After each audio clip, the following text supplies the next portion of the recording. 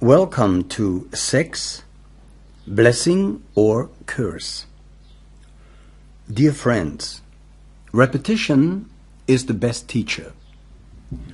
To read the Book of Light one time and then to lay it aside and not read it any longer or anymore is the same as you would have not read it at all.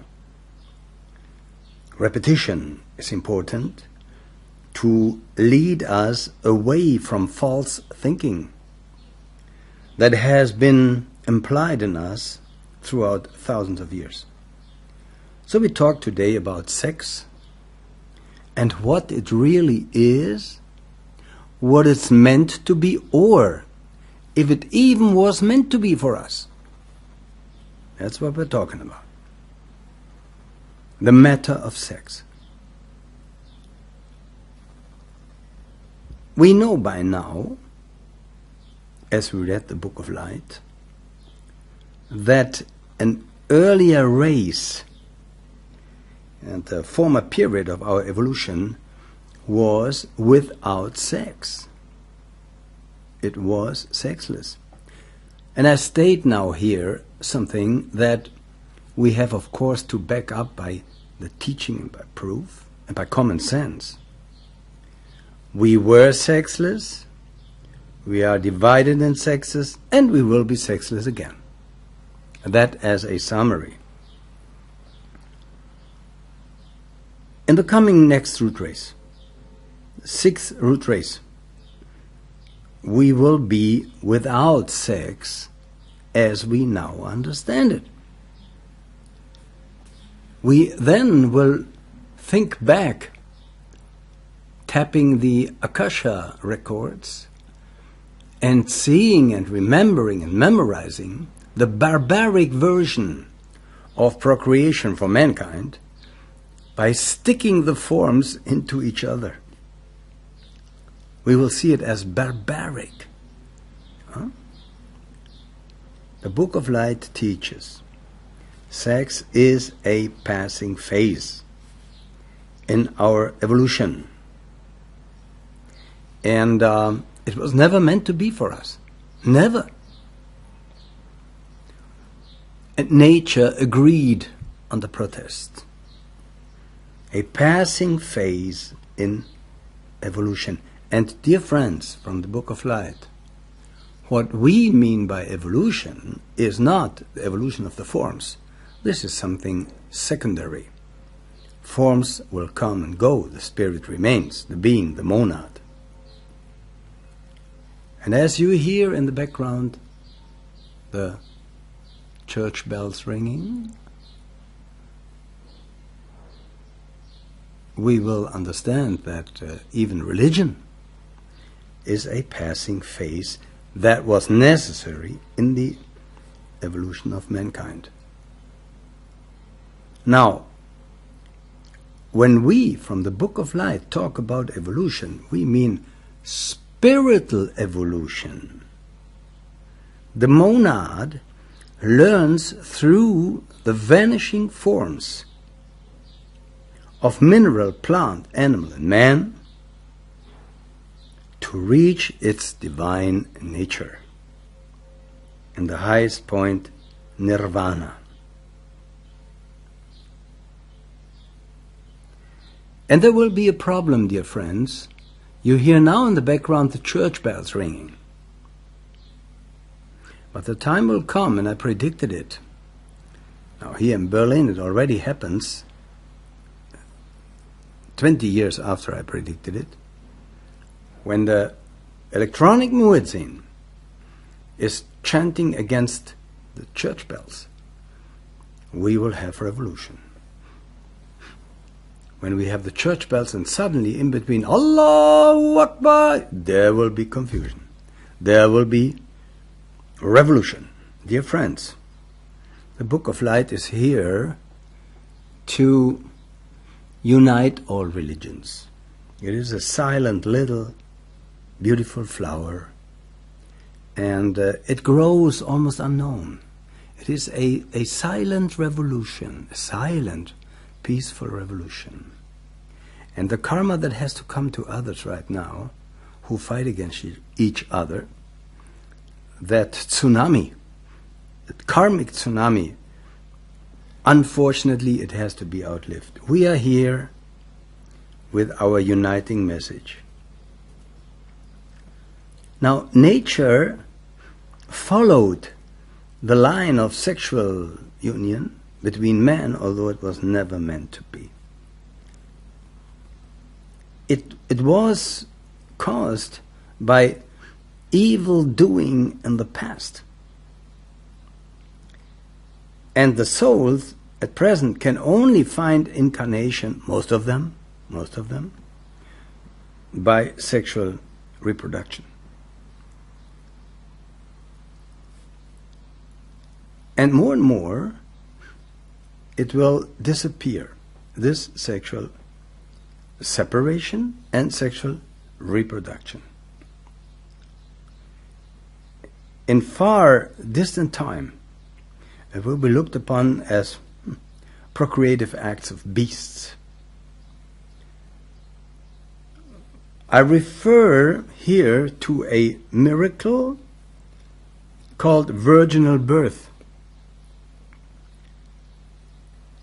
And we will experience that reproduction, virginal reproduction, and we will see that the beings in the future will reproduce, for instance, by exuding of forms in which the spirit then incarnates, and so forth and so on. This is all described in the Book of Light. Children will come into the world without fathers.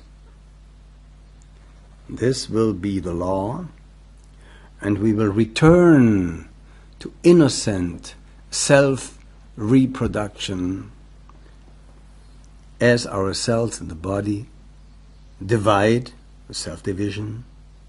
That's how mainly we reproduce anyway. All 7 years, otherwise we would be dead after 5 to 7 years. But the cells in the body reproduce. And so, we ourselves reproduce each 5 to 7 years our own physical body. By sexless reproduction, of course. And that will then be the main cause of production, a procreative act, but not as it is done today in the beasts, with the beasts, but kind of a virginal birth. Sexual reproduction among human beings is nothing but the evil shackles of Atlantean and Lemurian sin. When I say sin, I mean it in an occult way under influence of the moon, whose Chaldean name is Sin. And we know that the moon is a dying planet, influencing, especially at night, our astral bodies and urging them to do evil things.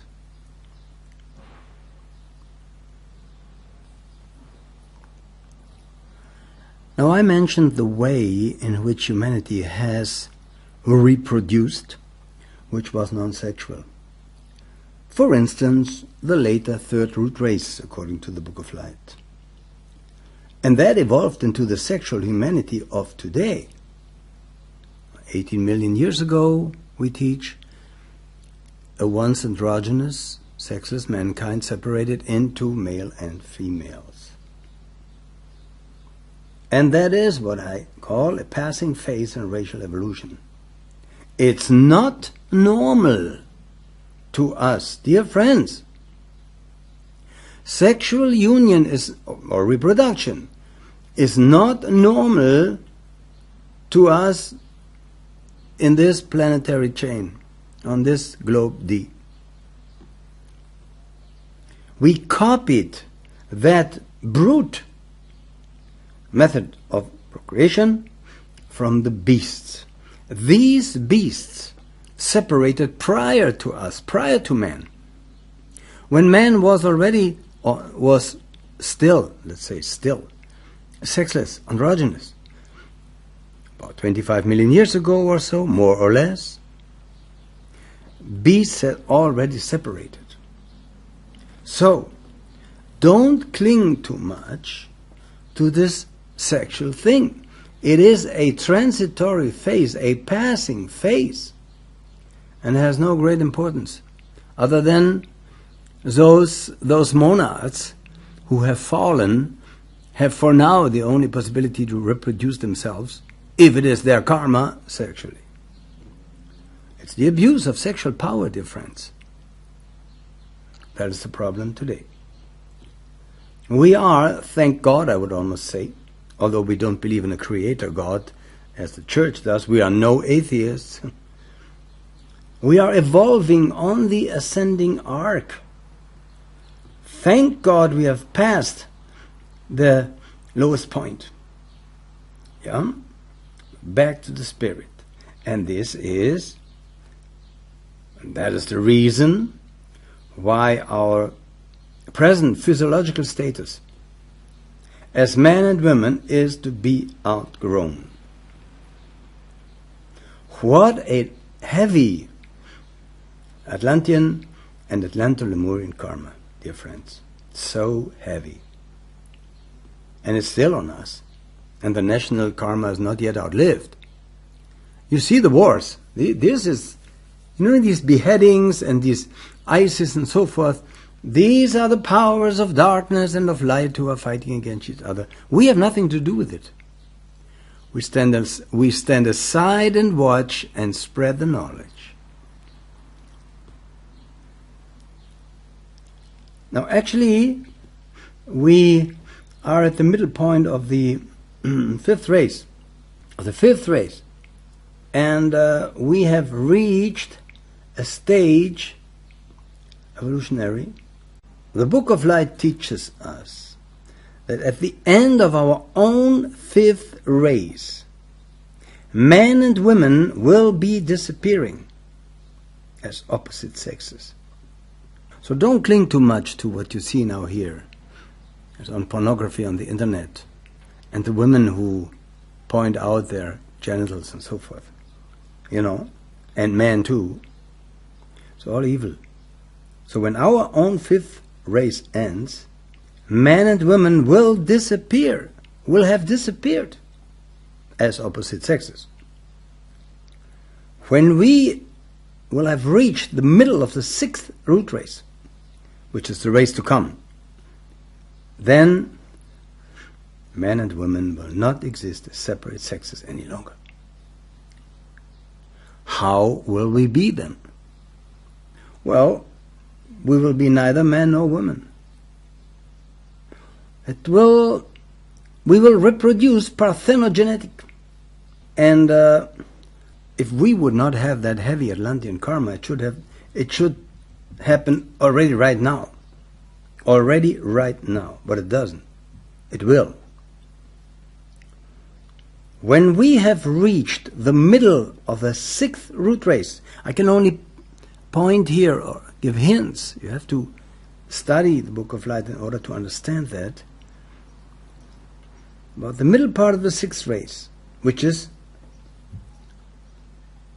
I already mentioned that we will have then no more men and women, but we will procreate. Procreate, you can say that.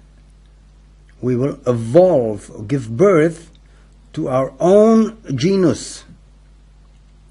This is by a process which is similar to that of the third race. Passive yoga.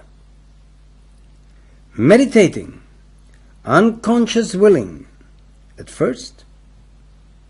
Later it is succeeded by conscious will in the seventh or following root races. We will produce children by meditation and by will. This is why so importantly we teach now in the Book of Light soul breath meditation as if a future form of existence and of creation. And during the seventh root race, which is the last on this globe to come, in this fourth round, it's a race which we would now say is a glorious race. By conscious meditation, conscious will, impersonal, more ethereal than the six. Therefore, dear friends, try to live as vegetarian as possible. It will spare you a lot of suffering, I assure you. Have you seen a flower growing from plants? Almost unconsciously. Could see it only happens. Could say that's passive yoga of the plant monad. See, the plant is silent there, it's there, and it emanates. This is how it will happen with human beings. It will physiological, almost unconscious, of any procreative or creative act. Now, that will change later. See, the periods of meditation will be the periods of pregnancy in the future human race. Dear friends, glory to the Book of Light.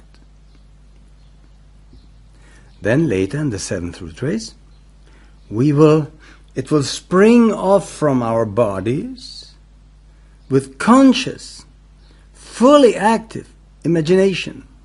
We call that Kriya Shakti. And you can compare it to a plant that gives room to other structures. And this is how flowers grow and so forth. This is how out of the body of this new human body, during meditative period, will grow new forms, and the monads will take over. Now you must try to imagine that. As if you would be now that sexless human being, you meditate, and suddenly when that period comes, form leaves your body, like a new life leaves the body of a female being, same way. Just differently, not through a uterus anymore as we know it now, but just by separating from. We have this story in the Bible. This is how mankind reproduced. Eve made from the rib of Adam actually means astral rib, astral structure. They one structure left the other, and this is how the separation of the sexes came about 18 million years ago. So then always remember, the present physiological state of sex is a passing racial evolutionary phase. When we abuse that, when we misuse sex, no matter how, no matter when, no matter why, it is contrary to evolutionary law, which is always spiritual. Dear Darwinists, the forms are not important. They will crush and vanish and become corpses. It's a spirit that evolves. True evolution is spiritual evolution. The method by which we now reproduced is not really the method which should have been used. We are now, thank to the Book of Light, that will also help in that process on the ascending arc. And so live a noble life. Don't be a victim to your desires and your passions. And you will evolve towards a spiritual being that you actually are. So then, let's conclude the end of the fifth race in future ages.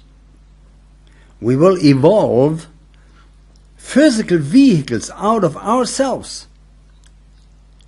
We all will give life. There's no more man and woman. We are man and woman in one, and this is why we fructify, so to speak. We reproduce ourselves through that. We will have a shape that is neither man nor woman, but only man. What do I mean by man? No, not man with gender. I mean by man. That comes from the Sanskrit manas, thinking. M-A-N, man, is a thinking entity. Nothing more, nothing less. So children will be reproduced or produced without fathers. But this should have happened anyway. But we are belated in our evolutionary course. That's the problem.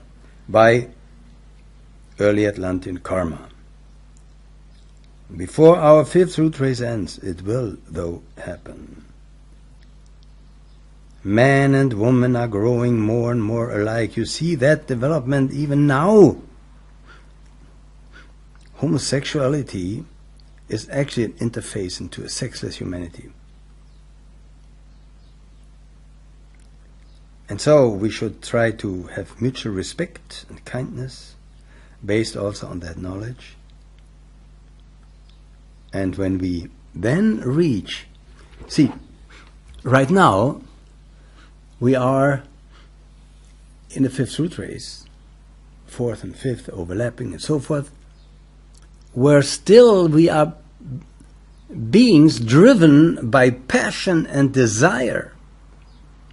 But at the end of the fifth root race, when we will be as man and woman, as sexes almost passed away, no more sexes, and then in the sixth race, we will be without passion, just meditating. A passive will and thought. This meditation, dear friends, this state of being in which we should have been anyway, can be experienced as soul-based meditation every day, and that you lay or sit there and want nothing at all. Free of any desire, you can experience that, and it's not that bad. You will feel something in you will know that is my true state of being. Unfortunately, I don't have it yet, but I can reach it through meditation, so that I can prepare myself for the future humanity. The future humanity being a passionless humanity, meditating, and new humans will evolve forth offspring. I will evolve myself offspring, as the flowers bring forth their blooms. And when we have reached the seventh race of this round, the humans of this wonderful time will bring from within themselves beautiful, glorious creations through the active will and imagination. We will then have a race of adepts, incarnate devas upon earth. This will happen in the seventh race during this present fourth round. Why haven't we reached that point? We should have, long ago. But we have sunken morally. We are belated. And so, the act of virginal birth has not yet appeared on earth as a physical fact, though it has been prophesied in religious mysteries and so forth, initiation ceremonies. And so, when you hear about the Virgin Mary and all these things, one definition of it is the virginal procreation, you could say, of new life exuding from your body without sexual intercourse and without sexual union. This is how it will happen. And we will remember these times of now, and we will say, barbarians. And in order to understand more thoroughly this teaching that once we were sexless, now we are separated or divided into sexes, and we will be sexless again. Let us go back about 18 million years ago in the Book of Light to that time when mankind, an androgynous mankind, sexless mankind, separated into the sexes. We have there even hints in the Bible that I have in front of me. In the Bible. When we look at the 2nd chapter of Genesis, this, if truly understood, deals with the 3rd and the 4th rounds of our Manvantara, and the letter of 4th being our present round. The 4th round, it's our present round. The 2nd chapter of Genesis deals with it. It deals also with the 3rd root race of our 4th round,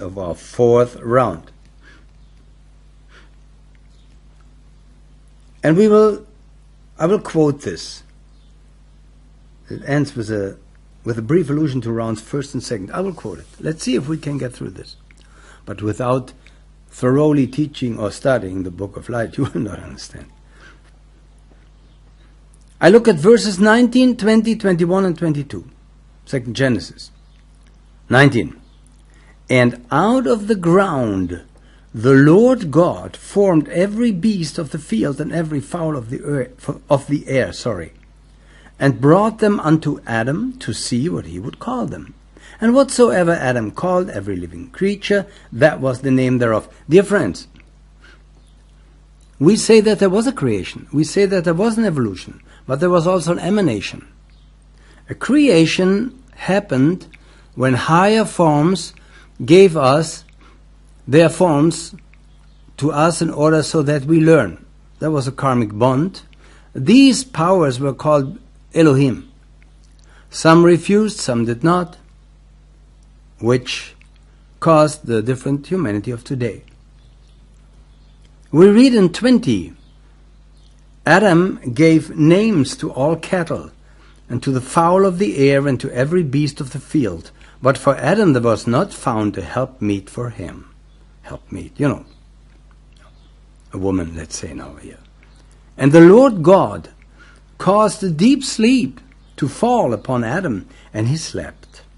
And he took one of his ribs and closed up the flesh instead thereof. And the rib which the Lord God had taken from man made he a woman, and brought her unto the man. Let's see how much of it is symbol, allegory, and what is true. When I look at verse 5 above, I use ordinary English translation. I haven't mentioned that verse, but it's a so-called authorized version. Although it leads us to the understanding of what I'm saying here. Now let's go to the 2nd chapter. There is a different method than recorded in chapter 1. We know that the early beings were ethereal. That's teaching of the Book of Light. And from them evolved the present physical humanity, later condensing more and more. Make from the dust of the ground, which of course is including also the earth material. This is clear, when it was still also somehow ethereal. We have a term, rib, in verse 21 and 22. Now, if instead of rib you say side,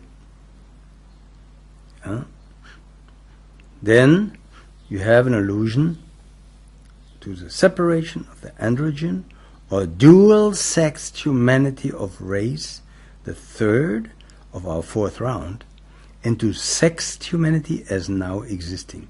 So then, dual-sexed humanity in one form of the third race of our fourth round into which we are here, changed into sexed humanity, being male and female separate, as now existent.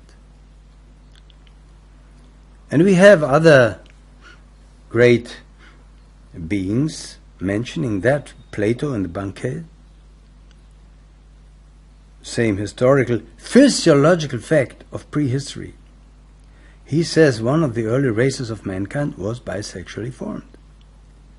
They had great, terrible powers. They were wicked, ambitions. So Zeus grew angry. Well, that's then the fairy tale comes and split them. And now one part is looking for the other. That's a nice story, but basically, if you cannot study the Book of Light and see why this separation happened, because some of the Manasaputras hesitated to give mind to those mindless, and so forth and so on, but it also happened before. Now this is one of the explanations for the fact that our humanity was in the beginning sexless, now is divided into sexes, and will be sexless